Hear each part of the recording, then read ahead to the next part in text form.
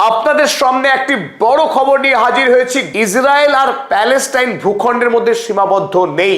Israel এই মুহূর্তে বৃহত্তর আরব ভূখণ্ডে ছড়িয়ে পড়েছে, আর তার সবচাইতে বড় উদাহরণ এই মুহূর্তে আরব আমিরাত পুরোপুরি ইসরায়েল হয়ে উঠেছে। আর তারই প্রমাণ পাওয়া গেল গতকাল হাতে নাতে। আমেরিকার বিখ্যাত সংবাদ সংস্থা অ্যাক্সিওস গতকাল অর্থাৎ 26শে এপ্রিল তারা একটা গোপন সত্য ফাঁস করেছে। ইরান যুদ্ধের সময়ে আরব আমিরাতে প্রথমবারের মতো ইসরায়েল আয়রন ডোম প্রতিষ্ঠা করেছে এবং খোদ ইসরায়েলি সেনারা এখন আরব আমিরাতে লড়াই করছে ইরানের বিরুদ্ধে। চলুন আজকের এই ভিডিওতে আমরা প্রমাণ করে দেখি কিভাবে ইসরায়েলের সঙ্গে আরব আমিরাতের সামরিক, বাণিজ্যিক এবং কূটনৈতিক সম্পর্ক গড়ে উঠেছে। এই প্রতিটি ক্ষেত্রে আমরা আপনাদের সামনে গবেষণা ভিত্তিক তথ্য হাজির করব এবং এই আলোচনা শুরু থেকে শেষ পর্যন্ত দেখার পর আপনার পূর্ণ বিশ্বাস জন্মাবে কেন আমরা ইসরায়েল এবং আরব আমিরাতকে অভিন্ন অবিচ্ছেদ্য রাষ্ট্র বলছি, কিভাবে তারা একাকার হয়ে গেছে, এক হয়ে গেছে। জায়নবাদের সঙ্গে আরব আমিরাত কিভাবে সহযোগিতা করছে মুসলিম বিশ্বকে ধ্বংস করার কাজে, সেই বিষয়ে চলুন আমরা একে একে তথ্যগুলো দেখে নিই। শুরুতেই স্বাগত জানাচ্ছি আমি আপনাদের বন্ধু আব্দুল হালিম। 28 তারিখে যখন ইসরায়েল এবং আমেরিকা মিলিতভাবে ইরান আক্রমণ করলো এবং আয়াতুল্লাহ আলী খামেনেই শহীদ হলেন, তারপরে ইরান শুরু করেছিল প্রত্যাঘাত। বিশেষ করে দুবাইয়ের ওপরে উপর্যুপরি ড্রোন এবং ব্যালিস্টিক মিসাইল হামলা হয়েছিল। কিন্তু সেখানে প্রশ্ন উঠেছিল কেন ইরান এই ইসলামিক দেশে আক্রমণ করছে, এক। দ্বিতীয়ত, এত অসংখ্য আক্রমণের পরেও কেন দুবাইয়ে সেই পরিমাণ ক্ষয়ক্ষতি হয়নি। গতকাল অ্যাক্সিওস কাগজ এই রহস্য ফাঁস করেছে। ইসরায়েল প্রথমবারের মতো আমেরিকা এবং ইসরায়েল যৌথভাবে গবেষণা করার পর যে আয়রন ডোম সিস্টেম আবিষ্কার করেছিল, সেই আয়রন ডোম এতদিন পর্যন্ত ইসরায়েলকে আকাশ প্রতিরক্ষা দিয়ে এসছে।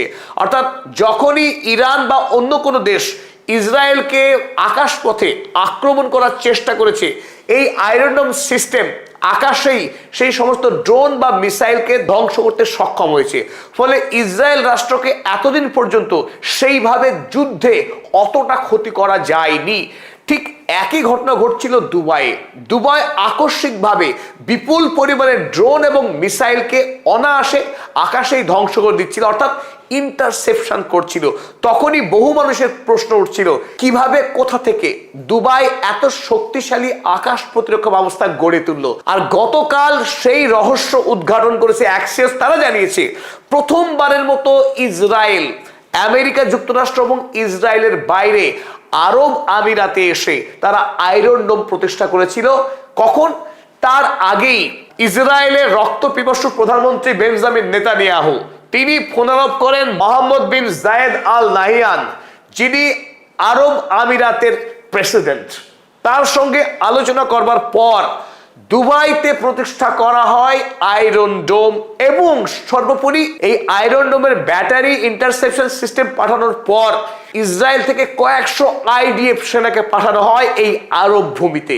সবচাইতে আশ্চর্যজনক বিষয়, যে আইডিএফ সেনা গোটা মধ্যপ্রাচ্যে গণহত্যা চালিয়ে ত্রাস সৃষ্টি করেছে, গত 70 বছর ধরে যে আইডিএফ সেনার হাতে লক্ষ লক্ষ নিরীহ ফিলিস্তিনি, লেবানি, ইয়েমেনি মানুষ খুন হয়েছে, সেই বর্বর আইডিএফ সেনা এই মুহূর্তে আরব দেশে বিরাজ করছে, আরব আমিরাতে এই মুহূর্তে অবস্থান করছে। যারা ইরানের বিরুদ্ধে ষড়যন্ত্রে লিপ্ত আছে, সেই ইসরায়েলি সেনারা যুদ্ধ চালাচ্ছিল ইরানের বিরুদ্ধে আরব আমিরাতের মাটি ব্যবহার করে। এখান থেকে স্পষ্ট হয় কেন ইরান আরব আমিরাতকে তাক করেছিল, কেন মোট 563 ব্যালিস্টিক এবং ক্রুজ মিসাইল মিলে হামলা চালানো হয়েছিল আরব আমিরাতের উপরে, আর 2200-রও অধিক ড্রোন হামলা করা হয়েছিল ইরানের পক্ষে এই আরব আমিরাতে। অন্যদিকে ইসরায়েলে যেখানে 450-র মতো ব্যালিস্টিক এবং ক্রুজ মিসাইল, অন্যদিকে 1.5 থেকে 2,000 মতো ড্রোন হামলা চালানো হয়েছিল ইসরায়েলের তুলনায় অনেক বেশি হামলা চালানো হয়েছিল এই আরব আমিরাতে। কারণ এখানে স্পষ্ট যে আরব আমিরাতের সঙ্গে ইসরায়েলের রাজনৈতিক জায়নবাদী মতাদর্শগত কোনো তফাৎ নেই। ইতিপূর্বে ইসরায়েলের পক্ষ থেকে বারাক MX এবং স্পাইডার এই দুটি আকাশ প্রতিরক্ষা ব্যবস্থা আগেই দেওয়া হয়েছিল আরব আমিরাতকে, আর এই যুদ্ধের সময় দেয়া হলো আয়রন ডোম। এখানেই স্বাভাবিকভাবে প্রশ্ন উঠছে, ইসরায়েল যা পৃথিবীর কোন রাষ্ট্রকে আজ পর্যন্ত বিক্রি করেনি, আমেরিকায় বিক্রি অনুমতি এতদিন কোন রাষ্ট্রকে দেয়নি, অথচ তারা আরব আমিরাতকে বিক্রি করছে। যদি গভীর বাণিজ্যে কোনো রাজনৈতিক স্বার্থ ইসরায়েলের না থাকে, ইসরায়েল যদি আরব আমিরাতকে তাদের নিজেদের অংশ মনে না করে, তাহলে কোনোভাবেই তারা এই আয়রন ডোম আরব আমিরাতকে কখনোই দিত না। আর এই সামরিক বোঝাপড়ার আগেই আরব আমিরাতের সঙ্গে ইসরায়েলের শুরু ছিল গভীর বাণিজ্যিক লেনদেন। 2020 সালের আব্রাহাম অ্যাকর্ড থেকেই আরব আমিরাত প্রথম ইসরায়েলের সঙ্গে বাণিজ্যিক গাঁটছড়া বাঁধে, আর সেই গাঁটছড়া দিনে দিনে এখন গভীর সম্পর্কে পরিণত হয়েছে। আমাদের দৃঢ় বিশ্বাস, পদাতিক চ্যানেলই প্রথম কোনো বাংলা ইউটিউব চ্যানেল যারা ইসরায়েলের সঙ্গে আরব আমিরাতের যে গভীর বাণিজ্যিক সম্পর্ক এবং তাদের কত টাকার লেনদেন সেই বিষয়ে সঠিক নির্ভুল তথ্য দর্শক মণ্ডলীর সামনে উপস্থাপন করছে। আরব আমিরাত ইসরায়েলের বাণিজ্যিক হাব হিসেবে কাজ করছে বিগত কয়েক বছর ধরে। সারা পৃথিবীতে পণ্য পৌঁছে দেওয়ার ক্ষেত্রে দুবাই সারা পৃথিবীর ক্যাপিটাল হয়ে উঠছে আগেই, আর সেই দুবাই এখন ইসরায়েলকে আরো ধনী করতে, আরো বেশি শক্তিশালী করতে, আরো বেশি অস্ত্র প্রস্তুতের ক্ষেত্রে তার যে টাকার চাহিদা সেই টাকার যোগান দিচ্ছে এখন দুবাই। ইসরায়েলের 1000-এরও বেশি কোম্পানি আরব আমিরাতের মাধ্যমে গোটা পৃথিবীতে তারা বাণিজ্য করছে। চলুন আমরা দেখে নিই এই ব্যবসার পরিমাণ কত। South and east Asia 30 billion dollar পরিমাণ টাকার 2025 সালে ব্যবসা হয়েছে এই আরব আমিরাতকে ব্যবহার করে। কারণ আরব আমিরাতের পৃথিবীর সবচাইতে দক্ষ উপযুক্ত বন্দর রয়েছে, যে বন্দরগুলির মাধ্যমে অনায়াসে পৃথিবীর বিভিন্ন প্রান্তে পৌঁছে যাওয়া যায়। বিশেষ করে দুবাইয়ের জাবেল আলী বন্দরকে কাজে লাগিয়ে ইসরায়েল এখন রমরমিয়ে ব্যবসা করছে সাউথ অ্যান্ড ইস্ট এশিয়ার দেশগুলো, চায়না, ভিয়েতনাম, মালয়েশিয়া, ভারতবর্ষের মতো দেশগুলিতে অনায়াসে মালপত্র পৌঁছে যাচ্ছে ইসরায়েল হয়ে দুবাই, এবং দুবাই থেকে এই সমস্ত দেশগুলিতে পৌঁছে যাচ্ছে। এমনকি মধ্যপ্রাচ্যের আরব দেশগুলি, যে সমস্ত দেশ ইসরায়েলকে রাষ্ট্রের স্বীকৃতিও দেয়নি, তাদের সঙ্গে চুক্তিও করেনি, সেই রাষ্ট্রগুলিও অনায়াসে এখন ইসরায়েলের সঙ্গে বাণিজ্য করছে পরোক্ষভাবে, যার মাধ্যম হয়ে উঠছে এই আরব আমিরাত। গত 2025 সালেই 5 বিলিয়ন ডলারের ব্যবসা হয়েছে এই মিডল ইস্টের রাষ্ট্রগুলির সঙ্গে ইসরায়েলের, আর ট্রান্সশিপমেন্ট হয়েছে এই আরব আমিরাত থেকে। আফ্রিকা মহাদেশেও 2 বিলিয়ন ডলার ইউএসডি পরিমাণ টাকার ব্যবসা করেছে ইসরায়েল এই 2025 সালে। স্বাভাবিকভাবে ডেটা থেকে বুঝতে পারছি যে 37 বিলিয়ন ডলারের ব্যবসা করার সুযোগ করে দিয়েছে আরব আমিরাত এক বছরে ইসরায়েলকে।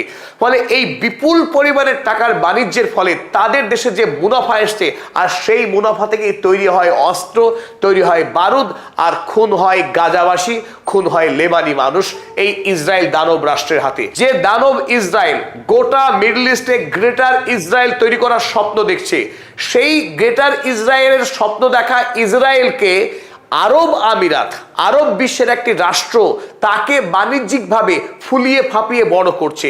এখানেই দুর্ভাগ্য গোটা মধ্যপ্রাচ্যের। স্বাভাবিকভাবেই ইরান আজ এই আরব আমিরাতের বিরুদ্ধে খড়গহস্ত, এবং জায়নবাদী আরব আমিরাতকে ইরান কঠোর শাস্তি দেওয়ার জন্য প্রস্তুত হয়ে রয়েছে। কেবলমাত্র ইসরায়েলি পণ্য সারা পৃথিবীতে পৌঁছে দেওয়াই নয়, যাতে ইসরায়েলের কোম্পানিগুলো আগামী দিনে আরো বৃহত্তর শক্তিশালী হয়ে ওঠে আবিষ্কারের মধ্য দিয়ে এবং উন্নততর সামরিক অস্ত্র তৈরির মাধ্যমে। তার জন্য আরব আমিরাত বিপুল পরিমাণে বিনিয়োগ করছে খোদ ইসরায়েলের প্রতিরক্ষা কোম্পানিগুলোতে। চলুন দেখে নি সেই data. UAE invested 2.3 billion in Elbit systems. Elbit system ইসরায়েলের সবচাইতে বৃহত্তম সামরিক কোম্পানি, যে সামরিক কোম্পানির ড্রোন, মিসাইল থেকে শুরু করে নানান ধরনের সামরিক অস্ত্র বানিয়ে থাকে।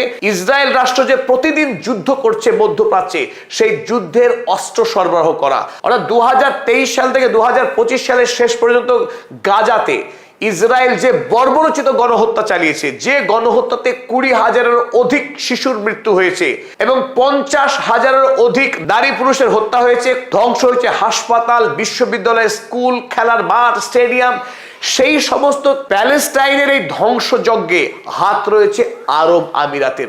কারণ এলবিট সিস্টেম কোম্পানিতে $2.3 বিলিয়ন টাকা ইনভেস্ট করে রেখেছে আরব আমিরাত। $2.3 বিলিয়ন ইউএসডি ভারতীয় টাকায় যদি আমরা কনভার্ট করি, তার পরিমাণ গিয়ে দাঁড়াবে 21,850 কোটি টাকা।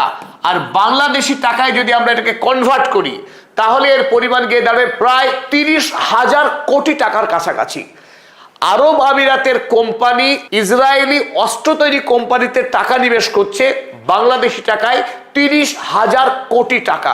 আর এই এলবিট সিস্টেম কোম্পানি থেকে নিরন্তর ইসরায়েলি আইডিএফ সেনাকে অস্ত্র তুলে দেওয়া হচ্ছে। শুধু তাই নয়, UAE invested for 30% stake in Third Eye, ইসরায়েলের অপর বৃহত্তম সামরিক company military industrial complex Third আইয়ের মূলত কাজ ইরানের পক্ষ থেকে যে সমস্ত ড্রোন এবং মিসাইল হামলা চালানো হচ্ছে ইসরায়েলে, সেই সমস্ত ড্রোন এবং মিসাইল কিভাবে ইন্টারসেপ্ট করা যায়, আকাশে কিভাবে ধ্বংস করা যায়, সেই সমস্ত প্রযুক্তি নিয়ে কাজ করে থার্ড আই। স্বাভাবিকভাবে অত্যন্ত গুরুত্বপূর্ণ একটা কোম্পানি ইসরায়েলের। এই কোম্পানির 30% শেয়ার এখন আরব আমিরাতের হাতে। কেন আমরা বলছি ইসরায়েল এবং আরব আমিরাত অখণ্ড, এরা অবিভাজ্য, এদেরকে আলাদা করা যায় না। তাহলে ইসরায়েলের যে লক্ষ্যে তারা কাজ করে যাচ্ছে, একই লক্ষ্যে কাজ করছে আরব আমিরাত। এআই ফার্ম গ্রুপ 42 একটি নতুন এআই কোম্পানি, এরাও সামরিক ক্ষেত্রে প্রযুক্তিগত উদ্ভাবন করার কাজ করছে। এটি পিওরলি আরব আমিরাতের কোম্পানি, যারা আবুধাবিতে প্রথম কাজ শুরু করেছিল। এই গ্রুপ 42 কোম্পানি তারা প্রথম আন্তর্জাতিক অফিস খুললো ইসরায়েলে। তারা অন্য দেশ নয়, ইসরায়েল তাদের প্রথম পছন্দ। আর ইসরায়েল এবং আরব আমিরাত এই সম্পর্ক কিন্তু একপাক্ষিক নয়, এটি দ্বিপাক্ষিক বাণিজ্যিক সম্পর্ক। আরব আমিরাত ইসরায়েলে মোট $14.4 বিলিয়ন একটা ম্যাসিভ বাণিজ্যিক ইনভেস্টমেন্ট করেছে ইসরায়েলের মাটিতে। অন্যদিকে ইসরায়েলও আরব আমিরাতে রিয়েল এস্টেট, টেকনোলজি এবং রিসার্চ অ্যান্ড ডেভেলপমেন্ট সেক্টরে তারা বিনিয়োগ করেছে $3.8 বিলিয়ন। ইসরায়েল একটি ক্ষুদ্র দেশ, তারাও আরব আমিরাতে এই বিপুল পরিমাণের টাকা $3.8 বিলিয়ন ইউএসডি টাকা ইনভেস্ট করছে আরবের মাটিতে। তাই আরব আমিরাত এবং ইসরায়েল তাদের বোঝাপড়া এবং তাদের বন্ধুত্ব, সামরিক অস্ত্রের আদান প্রদান, এমনকি আয়রন ডোম, যা ইসরায়েল কোনোদিনও আজ পর্যন্ত অপর কোনো দেশকে বিক্রি করার কথা কল্পনাই করেনি, সেই আয়রন ডোম পর্যন্ত আরব আমিরাতে সে প্রতিষ্ঠা করছে ইসরায়েলি সেনা এসে। বোঝাপড়া কোন জায়গায়। চলুন এবার বিদেশ নীতির ক্ষেত্রে। আপনারা ইতিমধ্যে অনেকেই জানেন যে ইসরায়েল কিছুদিন আগে সোমালিয়া যে আফ্রিকার দেশ, তাদের নিজেদের স্বার্থে এই দেশকে দ্বিখণ্ডিত করে সোমালিল্যান্ড বলে একটি দেশ ঘোষণা করেছিল ইসরায়েল। পৃথিবীতে একমাত্র রাষ্ট্র ইসরায়েল যারা সোমালিয়াকে সোমালিল্যান্ড আরো একটি নতুন দেশে বিভক্ত করেছিল, যা অত্যন্ত ঘৃণ্য একটি চক্রান্ত। আর এই চক্রান্তের বিরুদ্ধে আরব দেশের 21টি রাষ্ট্র মিলিতভাবে তারা জয়েন্ট স্টেটমেন্ট দিয়েছিল এবং ধিক্কার জানিয়েছিল এই ইসরায়েলি চক্রান্তকে। কিন্তু তাৎপর্যপূর্ণভাবে এই আরব আমিরাত তারা নীরবে পক্ষ নিয়েছিল ইসরায়েলের। তারা কিন্তু এই 21টি আরব রাষ্ট্রের সঙ্গে একমত নয়, কারণ তাদের তো ইসরায়েলই তাদের নিজের দেশ। ইসরায়েলের দৃষ্টিভঙ্গি আরব আমিরাতের দৃষ্টিভঙ্গি অভিন্ন, সুতরাং তারা কোনোভাবেই এই 21টি আরব রাষ্ট্রের সঙ্গে একমত হতে পারেনি। শুধু তাই নয়, গোটা পৃথিবীতে ইসরায়েল যে রাষ্ট্রনীতি, যে বিদেশ নীতি অনুসরণ করে, একই বিদেশ নীতি অনুসরণ করে আরব আমিরাত। দেখুন, ইয়েমেনে সৌদি এবং ইরান বিরোধী যে গোষ্ঠী রয়েছে এসটিসি, যাকে ইসরায়েল মদদ দিয়ে, তাদেরকে শক্তি দিয়ে, প্রশিক্ষণ দিয়ে, অস্ত্র দিয়ে তৈরি করেছে, যাতে করে গোটা মধ্যপ্রাচ্যে আরো দীর্ঘমেয়াদী অশান্তি ছড়াতে পারে। ইরান ও হুথি বিরোধী, সৌদি বিরোধী যে এসটিসি গোষ্ঠী, তার ফান্ডিং ম্যানেজার হচ্ছে ইসরায়েল, অপরদিকে আরব আমিরাত। এই আরব আমিরাত এবং ইসরায়েল মিলিতভাবে এই এসটিসি গোষ্ঠীকে তারা শক্তি দিয়ে আসছে। আমরা দেখেছি কিছুদিন আগে সৌদি আরবের পক্ষ থেকে ইয়েমেনে গিয়ে ব্যাপকভাবে আকাশ থেকে বোমা বর্ষণ করে এই এসটিসি গোষ্ঠীকে নির্মূল করার চেষ্টা করা হয়েছে। আর একই গল্প আমরা দেখছি সুদানের ক্ষেত্রে।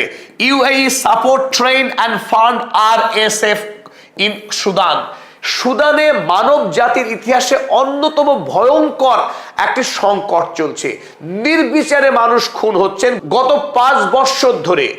আফ্রিকার দেশ, দরিদ্র মানুষ, সুতরাং এই সংকট পৃথিবীর মেইন স্ট্রিম মিডিয়াতে আলো পাচ্ছে না। তাই পৃথিবীর কোনো দেশ ব্যাকুল নয় এই সুদানি মানুষদের দুঃখকে নিরসন করবার জন্য।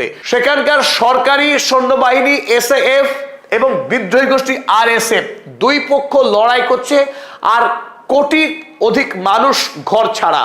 প্রতিদিন এখানে যে শিশুর জন্ম হচ্ছে মরুভূমির মাঝখানে, তারা খাদ্য নেই, বাসস্থান নেই, এক ভয়ঙ্কর মানবিক সংকট সুদানে। আর এই সংকট তৈরির ক্ষেত্রে সবচাইতে বড় হাত রেখেছে এই আরব আমিরাত। এর চাইতে ঘৃণ্য অপরাধ পৃথিবীতে আর দ্বিতীয় হয় না। কিন্তু সেই অপরাধে ইসরায়েল এবং আরব আমিরাত তারা এক কাট্টা হয়ে গোটা আফ্রিকা মহাদেশকে শোষণ করবার জন্যে, সেখানকার কৃষি জমি, সেখানকার আকরিককে লুণ্ঠন করবার জন্যে আরব আমিরাত এবং ইসরায়েল ঐক্যবদ্ধভাবে এই আরএসএফ গোষ্ঠীকে অস্ত্র দিয়ে আসছে, যাতে করে সুদানের প্রাকৃতিক সম্পদকে মিলিতভাবে লুট করতে পারে এই দুই দানব রাষ্ট্র। UAE silently supports Israeli action in Gaza. আরো মর্মান্তিক যে কথা ইতিমধ্যে আমরা বলেছি, যে আরব আমিরাত, এলবিট সিস্টেম এবং থার্ড আই যে সামরিক কোম্পানি ইসরায়েলি, সেই কোম্পানিতে বিপুল পরিমাণের বিনিয়োগ করেছে। আর সেই বিনিয়োগের টাকায় তৈরি হওয়া অস্ত্র দিয়ে আইডিএফ সেনারা গাজা ভূমিতে নিরন্তর গণহত্যা চালাচ্ছে। তাই এই গণহত্যাতে আরব আমিরাতের প্রচ্ছন্ন মদত রয়েছে, সমর্থন রয়েছে। UAE is completely war complicit and that is proven। এখানে একেবারে প্রমাণিত সত্য। তাই আমরা আরব আমিরাত এবং ইসরায়েলকে কোনোভাবেই আলাদা চোখে দেখতে পারছি না, আলাদাভাবে দেখছে না পৃথিবীর মানুষ। আজ আপনাদের সামনে প্রমাণ সহ আমরা হাজির করলাম কিছু গুরুত্বপূর্ণ তথ্য, এবং সেই সমস্ত মানুষকে আমরা বার্তা দিতে চাই যাদের মনে আজও সন্দেহ আছে যে আরব আমিরাতকে এত দেশে অভিযুক্ত করা যায় না। তাই তাদেরকে আমরা বললাম, যে সমস্ত ডেটা আমরা আজকে এই আলোচনায় আপনাদের সামনে হাজির করলাম, প্রত্যেকটি ডেটা আপনারা ভেরিফাই করবেন যে আরব আমিরাতের বিরুদ্ধে যে অভিযোগ পদাতিক করলো তার কোনো একটি তথ্য যদি ভুল হয়, আমরা এই ভিডিও কথা দিচ্ছি প্রত্যাহার করে নেব। তবে আমাদের প্রত্যেকের কর্তব্য, শুধু টাকার বিনিময়ে যে আরব রাষ্ট্র মানবিক নৈতিকতা ভুলে যায়, যারা ইসরায়েলি গণহত্যাকে সমর্থন করে, তাদেরকে আমরা ধিক্কার জানাই। ধিক্কার আমাদের প্রত্যেকের জানানো উচিত, ঐক্যবদ্ধ হওয়া উচিত। টাকার কাছে বিবেক, মূল্যবোধকে বিক্রি করে দেওয়া আরব আমিরাতকে আমরা আরো একবার তীব্র ধিক্কার জানাচ্ছি। সুদানের সংকট নিয়ে পদাতিকের পক্ষে একটি বিস্তারিত ভিডিও আমরা আগেই করেছি।